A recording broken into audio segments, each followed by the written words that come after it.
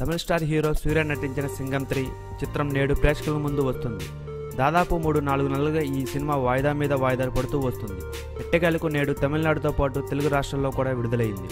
అయితే మొదటి cinema morning show వేసేందుకు అడ్వాన్స్ బుకింగ్ ఇచ్చారు.